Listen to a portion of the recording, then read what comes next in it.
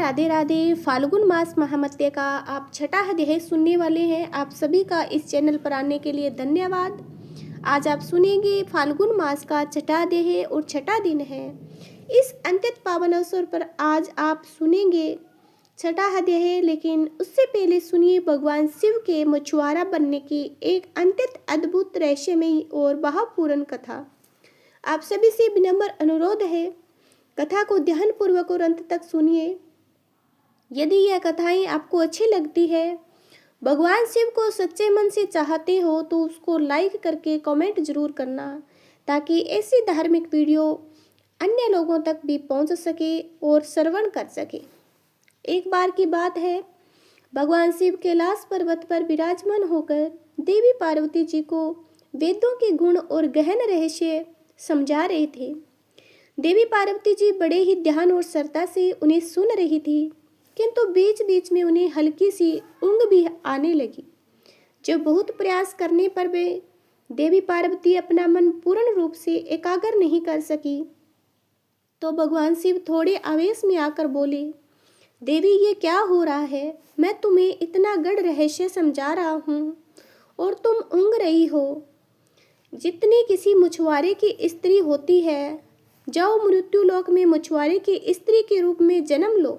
भगवान शिव के इस वचन रूपी श्राप से देवी पार्वती उसी क्षण वहां से अंतर्ध्यान हो गई। कुछ ही समय बाद भगवान शिव को अपने कहे हुए शब्दों का गहरा पश्चाताप होने लगा और सोचने लगे, मैंने क्या कर दिया? जिसका स्नेह मेरे लिए आता है उसी ने मैंने क्रोध में आकर त्याग दिया।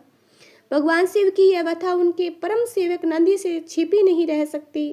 नंदी मन ही मन सोचने लगा, स्वामी माता पार्वती के बिना अत्यंत व्याकुल है। जब तक माता वापस नहीं आएगी, स्वामी चैन नहीं मिलेगा। उधर वह लोक गई, पूर्ण वृक्ष के नीचे एक नन्ही शिशु बालिका के रूप में लेट गई। कुछ ही देर में पुअर कबीले के कुछ मछुआरे अपने सरदार के साथ वक्त से गुजर रहे थे। उनकी दृष्टि उस सुंदर कन्या पर पड़ी। सरदार ने उस बालिका को उठाया और भगवान को दिया हुआ उपहार समझकर अपने घर ले आया। उसने उस बालिका का नाम रखा पार्वती। जब पार्वती कुछ बड़ी हुई तो अपने पिता के साथ मछलियां पकड़ने जाती। समय के साथ उन्होंने नाव चलाना भी सीख लिया। पार्वती अत्यंत रूपवती थी। कबीले के अनेक युवक उनके सौंदर्य की प्रशंसा करते नहीं थकते। कई युवक तो उनसे शादी करने के इच्छुक भी थे, किंतु पार्वती किसी के साथ शादी के लिए तैयार नहीं थी। उधर कैलाश पर्वत पर भगवान शिव को देवी पार्वती का वियोग असहनीय हो चला। एक दिन उन्होंने अपनी पीड़ा नंदी से कह दी, नंदी मैं दिन रात देवी के बिना अत्यंत बेचैन रहता हूँ। मैं इस घड़ी को कोसता हुआ जब मैंने क्रोध में आकर उन्हें श्राप दे दिया, काश उस समय दृढ़ से काम लिया होता। नंदी ने दोनों हाथ जोड़कर कहा, प्रभु आप स्वयं पृथ्वी पर जाकर माता को वापस क्यों नहीं ले आते? भगवान शिव ने भारी स्वर में कहा, नंदी उनका विवाह तो किसी मछुआरे से ही होगा। यह सुनकर नंदी मन ही मन उपाय सोचने लगा। उन्हें निश्चय किया, मुझे तो ऐसा उपाय करना होगा कि स्वामी को स्वयं मछुआरा बनाना पड़े। यह विचार करके नंदी ने एक विशाल मछली का रूप धारण किया और उस तट की ओर चल पड़े जहाँ पुअर कबीले के मछुआरे रहते थे। वहां पहुंचकर मछली बने नंदी मछुआरों के लिए आंतक बन गए। वह जाल काट देते, नाव पलट देते। जब आंतक अत्यधिक बढ़ गया तो कबीले के मुखिया ने घोषणा की, इस मछली को पकड़ लाएगा उसी से मैं पुत्री का विवाह करूंगा। अनेक युवकों ने प्रयास किया पर सभी असफल रहे। ऐसा है होकर मछुआरे सरदार ने भगवान शिव की शरण ली। वह बोला, हे दया के सागर कैलाशपति, हमें इस मछली से मुक्ति दिलाइए। मछुआरे की पुत्री पार्वती ने भी प्रार्थना की, हे सदाशिव, हे प्रलयकर, अब तो हमें केवल आपका ही आसरा है। भगवान शिव ने उनकी पुकार सुन ली। मछुआरे का वेश धारण कर मुखिया के पास पहुंचे। उन्होंने कहा, मैं उस मछली को पकड़ने आया हूँ। अगले दिन भगवान शिव एक विशाल जाल लेकर सागर में उतरे। जैसे ही जाल डाला, मछली उसमें फंस गई। मछली बने नंदी मन ही मन बोले, मेरा कार्य पूर्ण हुआ। भगवान शिव मछली के किनारे ले आए। मछुआरे ने जय जयकार की। सरदार ने वचन निभाते हुए अपनी पुत्री का विवाह उस युवक से कर दिया। विवाह के बाद नंदी ने वास्तविक रूप प्रकट किया। भगवान शिव व माता पार्वती को अपनी पीठ पर बिठाकर कैलाश पर्वत पर ले आए। भगवान शिव की पीड़ा समाप्त हो गई। देवी पार्वती श्राप से मुक्त हो गई और जीवन पुनः पहले की तरह चलने लगा। सभी मिलकर प्रेम से बोलिए, बोलिए शंकर भगवान की जय, माता पार्वती की जय। अब सुनिए आज के महामत्यम की कथा। श्री सूत जी कहते हैं कि राज सिंहासन प्राप्त कर लेने के बाद वीर राजा बद्रीयु किसी समय अपनी धर्मपत्नी के साथ रमणीय मन में प्रवेश करते हैं। वन अत्यंत शांत था, वातावरण मन को मोहित करने वाला था। तभी उन्होंने देखा कुछ ही दूरी एक ब्राह्मण पति पत्नी चिल्लाते हुए भयभीत होकर भाग रहे थे। उनके पीछे एक भयानक बाघ उनका पीछा कर रहा है। वह दोनों ब्राह्मण पति पत्नी अत्यंत व्याकुल होकर चिल्ला चिल्ला कर कह रहे हैं, महाराज, हे राजन, हे करुणानिधि, हमारी रक्षा कीजिए, रक्षा कीजिए। उनकी यह करुण पुकार सुनते ही राजा बद्रीयु ने तुरंत अपना धनुष उठा लिया। उसी क्षण वह बाघ और के समीप आ पहुंचा। इतने ही उस क्रूर बाघ ने ब्राह्मणी को पकड़ लिया।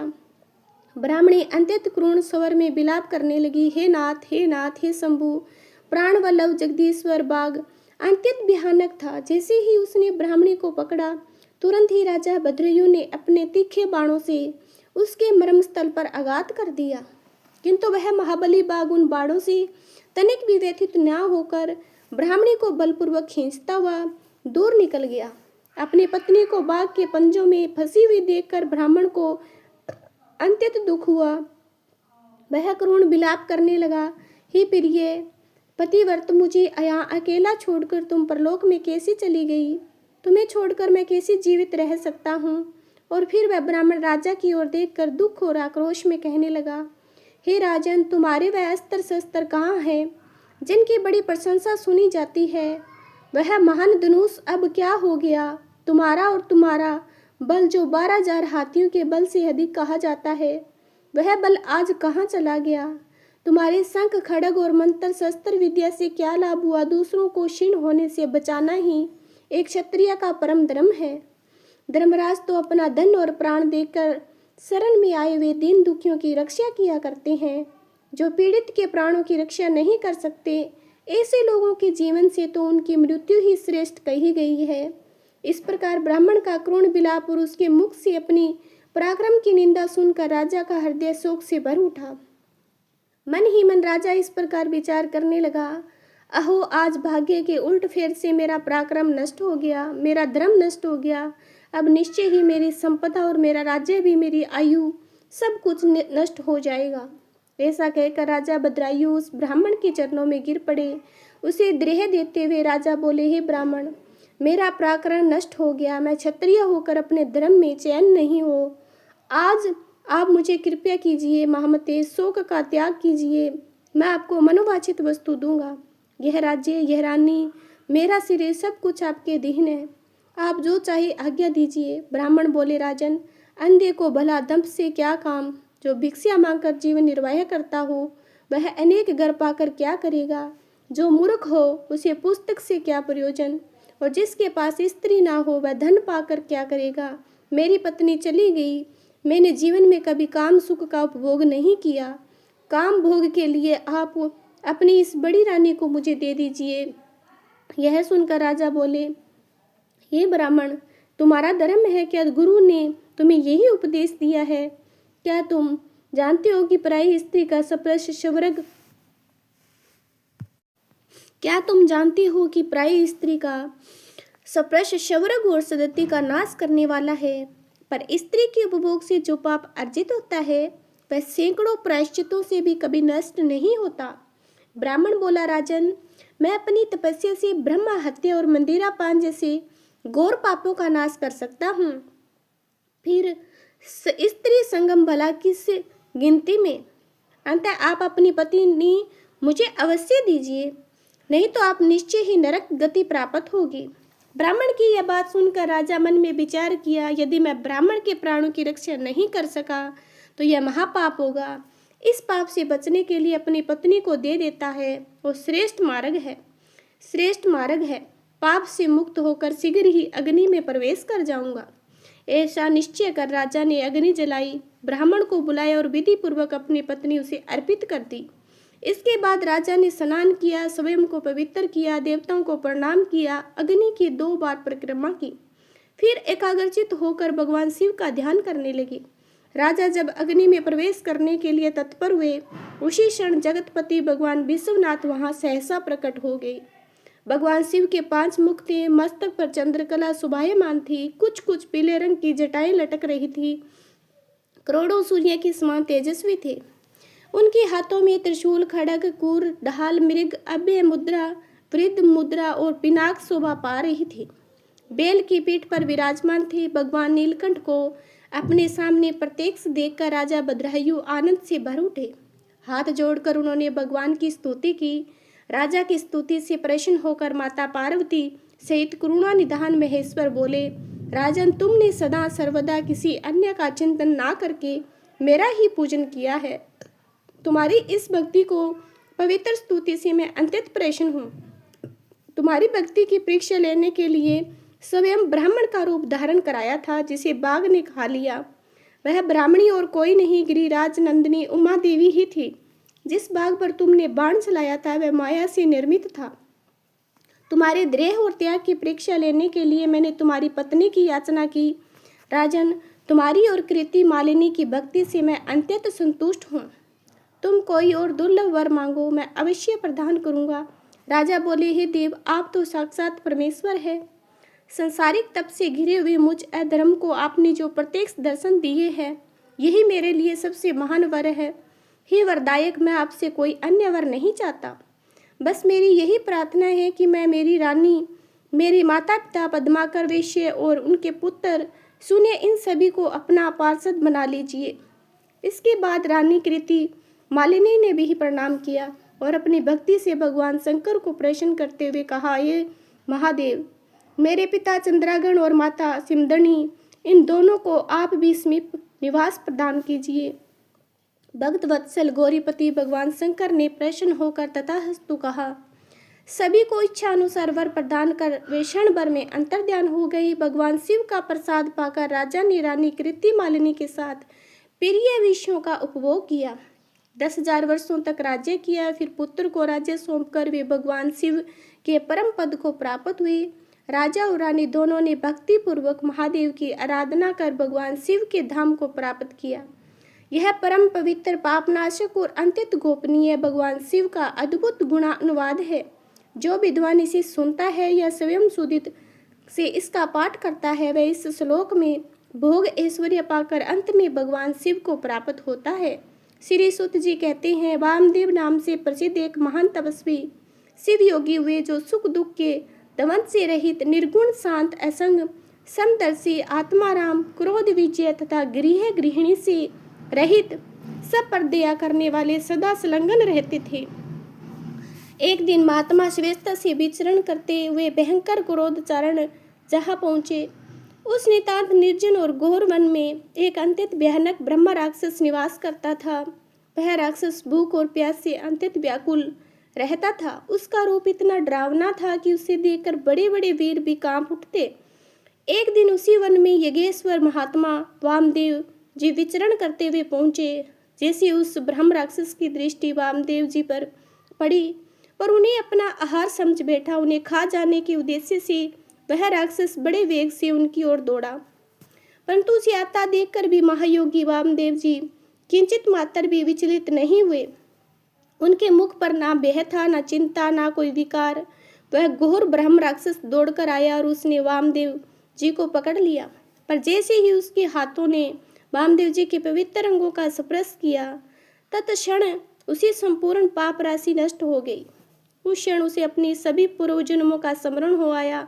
जिस प्रकार चिंतामणि दार्थ स्पर्शमणि के स्पर्श से लोहा भी सोना बन जाता है, जिस प्रकार जम्बू नदी में पड़ी हुई साधारण मिट्टी भी सोने में परिवर्तित हो जाती है, जिस प्रकार मानसरोवर में पहुंचकर कोई भी हंस बन जाते हैं, और जिस प्रकार एक बार भी अमृत पान कर लेने से मनुष्य अजर अमर देवता बन जाता है, उसी प्रकार महात्मा पुरुष अपने दर्शन, स्पर्श और संग से पापियों को भी तत्काल पवित्र कर देते हैं। इसी प्रकार सत्संग को अत्यंत दुर्लभ कहा गया है। जो राक्षस पहले भूख प्यास से विकल होकर गुहे रूप धारण किए वन में विचर रहा था, वही अब वामदेव जी के चरणों में गिर पड़ा और उसने दंडवत प्रणाम किया और विनीत स्वर में कहा, हे महायोगिन, मुझ पर प्रसन्न होइए। हे करुणानिधि, मुझ पर कृपा कीजिए। कहा, मैं सब प्राणियों को बह देने वाला घोर पापी आत्मा, और कहाँ आप ऐसे दयालु, करुणामयी और महात्मा पुरुष तथा मामदेव जी शांत स्वर में पूछा, भयानक राक्षस का यह रूप करके तुम इन वन में क्यों विचरण करते हो? तुम कौन हो और यहाँ किस कारण से रहते हो? तब राक्षस हाथ जोड़कर कहने लगा, महात्मा, इससे 25वें जन्म पूर्व में मैं पवन राष्ट्र का रक्षक हुआ करता था। उस समय मेरा नाम दुरज था। मैं अत्यंत पापी, दुराचारी और श्वेताचारी था। प्रतिदिन नई नई स्त्रियों का उपभोग करने की इच्छा रखता था। नृत्य एक एक स्त्री को भोग कर छोड़ देता, उन्हें घर के भीतर बंद कर अन्य स्त्रियों का अपहरण करवाता। मेरे द्वारा भोगी गई स्त्रियां घर में बंद रहकर दिन रात शोक और दुख में डूबी रहती। मेरे राज्य के सभी ब्राह्मण अपनी स्त्रियों सहित भयभीत होकर पलायन कर गए। मैं सदाचार की बात करता, परंतु स्वयं घोर कुकर्मी में लिप्त रहता। राक्षस आगे कहने लगा, इस प्रकार दूषित विषय भोगों से आसक्त रहने, मंदिरापान में रत रहने, अगर मैं जीवन जीने के कारण मुझे युवा अवस्था में यक्ष्मा जैसे भयानक रोगों ने घेर लिया।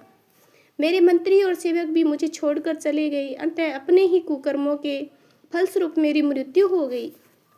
जो मनुष्य धर्म से भ्रष्ट हो जाता है, उसकी आयु नष्ट हो जाती है, उसका यश नष्ट हो जाता है, उसका भाग्य क्षीण हो जाता है और वह अंत्यत दुर्गति को प्राप्त होता है।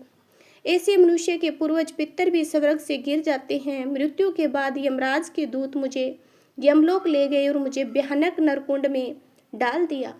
उस नरकुंड में मैं यमदूतों के भयानक कष्ट सहते हुए 3-4 वर्षों तक पड़ा रहा। उसके बाद शेष पापों के फल का स्वरूप मैं इस निर्जन वन में भूख प्यास से विकल पिशाच बना। पिशाच योनि में मैंने 100 दिव्य वर्षों का भयानक कष्ट झेले। फिर दूसरे जन्म में व्याघ्र बना, तीसरे में अजगर, चौथे में भेड़िया और 5वें में सुअर, 6ठे में गिरगिट, 7वें में कुत्ता बना, 9वें में नीलगाय, 10वें में मृग, 11वें में जन्म वांदर, 12वें में गिद्ध और 13वें में नेवला, 14वें में कौवा, 15वें में रीछ, 16वें में मन में मुर्गा, 17वें में गधा, 18वें में बिलाव बना, 19वें में मेंढक, 20वें में कछुआ, 21वें में मछली, 22वें में चूहा, 23वें में उल्लू, 24 में जंगली हाथी और 25वें जन्म में ब्रह्म राक्षस बना हूँ। राक्षस बोला, हे महात्मा, आपके शरीर के स्पर्श मात्र से ही मेरे पूर्व जन्म की सारी स्मृति जाग उठी। आपके संग से मेरे मन में वैराग्य और अपार प्रसन्नता उत्पन्न हुई। हे महामते, ऐसा अद्भुत प्रभाव आपको कैसे प्राप्त हुआ? तब वामदेव जी बोले, यह मेरे शरीर पर धारण की हुई भस्म का महान प्रभाव है। भगवान शंकर के अंतरिक्त भस्म की शक्ति को भली भांति कौन जान सकता है? जिस प्रकार महादेव का महात्म है, उसी प्रकार भस्म का भी महत्म है। भस्म के सहस्रग और स्पर्श से तुम्हारी बुद्धि निर्मल हो गई, इसलिए तुम भी श्रद्धा रहित पवित्र त्रिपुंड धारण करो। तत्पश्चात महातपस्वी शिव योगी वामदेव जी ने भस्म के महात्म का वर्णन करते हुए भस्म को अभिमंत्रित किया और उसे ब्रह्म राक्षस को प्रदान किया। उस ब्रह्म राक्षस ने अपने ललाट पर श्रद्धा सहित त्रिपुण्य धारण किया। उसके प्रभाव से उसने तत्काल ब्रह्म राक्षस का शरीर त्याग दिया और दिव्य स्वरूप से सुशोभित हो गया। उसने भक्तिपूर्वक गुरु वामदेव जी की परिक्रमा की, दिव्य विमान पर आरूढ़ होकर पुण्य लोक को प्रस्थान किया। महायोगी वामदेव जी ने साक्षात शिव के समान पुनः संसार में विचरण करने लगे। श्री सुत जी कहते हैं, श्रद्धा ही संपूर्ण धर्मों के लिए अत्यंत हितकारी है। श्रद्धा से ही मनुष्य इस लोक और परलोक दोनों में सिद्धि प्राप्त करता है। श्रद्धा से भजन करने पर पत्थर की मूर्ति भी फल देने लगती है। श्रद्धा भक्ति से पूजा करने पर अज्ञानी गुरु भी सिद्धि प्रदान कर देता है। श्रद्धा से जपा गया मंत्र यदि अव्यवस्थित भी हो तो फल देने वाला होता है। श्रद्धा से की गई पूजा देवता नीच से नीच मनुष्य को भी कृपा का फल देने लगते हैं, परंतु अश्रद्धा से किया गया पूजन, दान, तप, यज्ञ, हवन और व्रत सब निष्फल हो जाते हैं। ठीक वैसे ही जैसे बांज वृक्ष पर फूल व्यर्थ होता है, जैसे मनुष्य सर्वदा संशय युक्त, श्रद्धाहीन और अत्यंत चंचल होता है, वह परमात्मा से भ्रष्ट होकर संसार बंधन से कभी मुक्त नहीं हो पाता। मंत्र, तीर्थ, ब्राह्मण, देवता, ज्योतिषी, औषधि, गुरु में जिसकी जैसी भावना होती है उसे वैसी सिद्धि प्राप्त होती है। इसी विषय में एक अत्यंत अद्भुत उपख्यान कहा गया है, जिसे सुनने मात्र से मनुष्य की हृदय से यह श्रद्धा नष्ट हो जाती है। उनके भीतर श्रद्धा जागृत होती है। पूर्व काल में पंचाल देश के राजा सिंह केतु नामक एक पुत्र था, जो सभी उत्तम गुणों से युक्त और सदा क्षत्रिय धर्म में लीन रहता। एक दिन महाबली सिंह केतु कुछ सेवकों के साथ वन में शिकार खेलने गया। राजकुमार का एक सेवक, जो कि भील कुल में उत्पन्न हुआ था, शिकार की खोज में इधर उधर घूमते हुए वह निषाद एक दिन वन के भीतर काफी दूर निकल गया। चलते चलते उसकी दृष्टि एक टूटे फूटे जंजर और गिरा हुआ पुराना दिवाले पर पड़ी। वह स्थान वर्षों से उपेक्षित था। चारों ओर मौन और वीरानी छाई हुई। उसी दिवाले के चबूतरे पर एक शिवलिंग पड़ा हुआ था, जो पीछे की ओर से टूटा हुआ था और अपने स्थान से अलग हो चुका था। फिर भी वह शिवलिंग सीधा और बहुत सुंदर था। उस सबर अर्थात भील ने उस शिवलिंग को देखते ही किसी मूर्तिमान सौभाग्य की भांति अनुभव किया और अपने पूर्व कर्मों से प्रेरित होकर उसने उस शिवलिंग को बड़े वेग से श्रद्धा से उठा लिया। उसे लेकर वहां उपस्थित बुद्धिमान राजपुत्र के पास पहुंचा। अंततः आदर से बोला, प्रभु देखिए, यह कितना सुंदर शिवलिंग है। मैंने इसे यहीं देखा है। मैं इसे बड़े आदर और भक्ति से पूजा करना चाहता हूँ। आप मुझे पूजा विधि बता दीजिए, जिससे मंत्र न जानने वाले मुझे जैसे पुरुष की पूजा से भगवान से प्रसन्न हो जाए। निषाद की यह सरल और निष्कपट बात सुनकर परिहास में निपुण राजकुमार मुस्कुराए और हंसते हुए बोले, शिवलिंग को शुद्ध आसन पर स्थापित करो। प्रतिदिन संकल्प पूर्वक नए जल से उसका अभिषेक करो। शुभ गंध अक्षत वन से लाए गए नए नए पुष्प धूप दीप से भगवान का पूजन करो। चित्ता का भस्म अर्पित करो और अपने भोजन योग्य अन्न से भगवान को नेग अर्पण करो। पुनः धूप दीप आदि उपचार अर्पित करो। यथाशक्ति नृत्य वाग गीत की व्यवस्था करो। इसके बाद नमस्कार करके विधि पूर्वक भगवान का प्रसाद ग्रहण करो। यही मैंने तुम्हें शिव पूजन की बिल्कुल सरल विधि बताई है। उसने स्वामी के इस प्रकार के उपदेश को शंख नाम वाले उस शबन ने बड़े आदर से सिरदहारी कर लिया और अपने घर लौट आया और उसी दिन से लिंग मूर्ति महेश्वर का नित्य पूजन आरंभ किया। प्रतिदिन चिता का भस्म भगवान को अर्पित करता। जो जो वस्तुएं से स्वयं प्रिय होती, गंध पुष्प अक्षत, सबसे पहले भगवान शिव को अर्पित करता। उसके बाद ही स्वयं प्रसाद के रूप में ग्रहण करता। इस प्रकार अपनी पत्नी के साथ पूर्व भक्ति और श्रद्धा से महेश्वर की आराधना करता रहता था। इस निरंतर साधना में कई वर्ष बीत गए और एक दिन जब वह सवर शिव पूजन के लिए बैठा, तब उसने देखा कि पात्र में चित्ता का भस्म बिल्कुल ही शेष नहीं। यह देखकर वह व्याकुल हो उठा। तुरंत उठा उन्हें दूर दूर तक चित्ता का भस्म खोजता फिरा, परंतु कहीं भी उसे भस्म प्राप्त नहीं हुआ। अंत में थक कर हार कर अपने घर लौटा और अपनी पत्नी को बुलाकर बोला, प्रिय, मुझे चित्ता का भस्म नहीं मिला। अब बताओ मैं क्या करूं? आज मेरे पापों के कारण शिव पूजन में विघ्न पड़ गया है। पूजा के बिना मैं एक क्षण भी जीवित नहीं रह सकता। अपने पति को इस प्रकार व्याकुल देखकर सबकी पत्नी बोली, नाथ आप भयभीत ना होइए, मैं एक उपाय बताती हूँ। यह हमारा घर बहुत दिनों से पुराना हो गया है। मैं इसे आग लगाकर उस अग्नि में प्रवेश कर जाऊंगी। इससे आपके लिए बहुत सी चित्ता भस्म तैयार हो जाएगी। पत्नी की यह बात सुनकर सबर बोला, प्रिय, ये मानव शरीर ही धर्म अर्थ काम और मोक्ष का सबसे श्रेष्ठ साधन है। इस नवयवन से संपन्न सुख के योग्य शरीर को तुम क्यों त्यागना चाहती हो? तब उसकी पत्नी शांत और दृढ़ स्वर में बोले, नाथ, जीवन की सच्ची सफलता इसी में है कि दूसरों के हित के लिए अपने प्राणों का त्याग किया जाए। फिर साक्षात भगवान शिव के लिए जो अपने प्राणों को त्याग करे, उसके लिए कहना ही क्या। मैंने कौन सा घोर तपस्या की है? भगवान शिव की प्रीति के लिए प्रज्वलित अग्नि में अपने शरीर का त्याग करूं? अपनी पत्नी की इस अचल बुद्धि और महान शिव भक्ति को देखकर दृढ़ संकल्प वाले सब ने तथास्तु कहकर उसकी प्रशंसा की। सबरी ने पति की आज्ञा मानकर स्नान से स्वयं को पवित्र किया, अलंकार धारण किए और अपने घर में आग लगा दी। अग्निदेव की भक्ति पूर्व परिक्रमा करके अपने पतिदेव गुरु को नमस्कार कर हृदय में भगवान सदा शिव का ध्यान करते हुए अग्नि में प्रवेश करने को तत्पर हुई।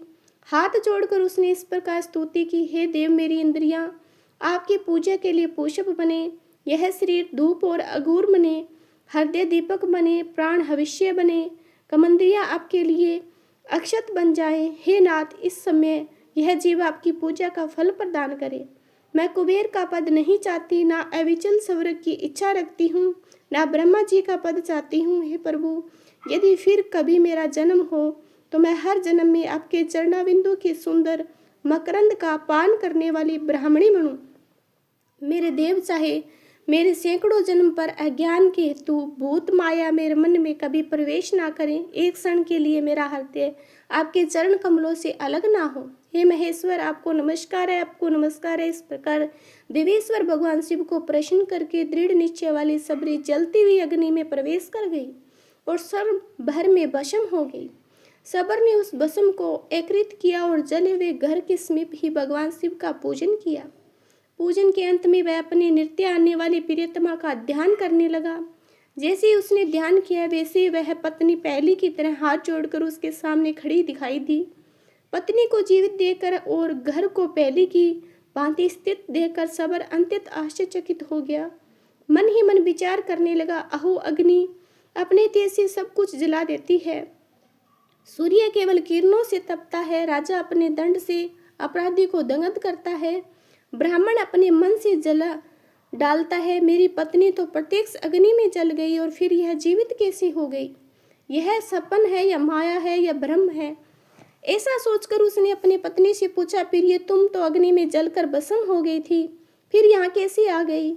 और यह घर भी पहले की तरह कैसे खड़ा है? जब उसकी पत्नी बोली, नाथ जब मैंने घर में आग लगाकर उसमें प्रवेश किया तब से मुझे अपनी सुधि नहीं रही, ना मैंने आग देखी ना मैंने तप अनुभव किया, ऐसा लगा मानो मैं जल में प्रवेश कर गई हूँ। आधे क्षण के लिए गहरी निंद्रा में सोई हुई थी और फिर क्षण भर में जाग उठी। उठते ही मैंने देखा कि घर पहले की तरह स्थिर है। आज भी हर दिन की तरह भगवान शिव की पूजा के बाद मैं प्रसाद लेने आपके पास आई हूँ। इस प्रकार वे दोनों दंपति प्रेम पूर्वक वार्तालाप कर रहे थे। तभी उसके सामने एक परम अद्भुत दिव्य विमान प्रकट हुआ। उस विमान पर भगवान शंकर के 4 सेवक आगे की ओर बैठे थे। उन्होंने निषाद दंपति का हाथ पकड़कर उन्हें विमान पर बिठा लिया। सबर और सबरी को अपने शरीर का त्याग भी नहीं करना पड़ा। शिवदूतों के स्पर्श से उनके वही शरीर दिव्य रूप में परिवर्तित हो गए। इसलिए समस्त पुण्य कर्मों में श्रद्धा ही सर्वोपरि है, क्योंकि सबर ने नीच कुल में जन्म लेकर भी केवल श्रद्धा के बल पर योगियों की गति प्राप्त की। उत्तम कुल में जन्म लेने से क्या लाभ यदि श्रद्धा ना हो? संपूर्ण शास्त्रों का ज्ञान होने पर यदि भक्ति ना हो तो उसका क्या प्रयोजन? जिसके हृदय में सदा भगवान शिव की भक्ति बनी रहती है, उससे बढ़कर तीनों लोकों में कौन धन्य है? जय भोलेनाथ, जय भोलेनाथ। आज का अध्याय बस यहीं पर समाप्त होता है। इसके आगे की कथा को आप सुनने के लिए हमारे चैनल को जरूर सब्सक्राइब करना। अगर आपको ये कथा अच्छी लग रही है, अध्याय अच्छा लग रहा है तो कमेंट में जय भोलेनाथ जरूर लिखना।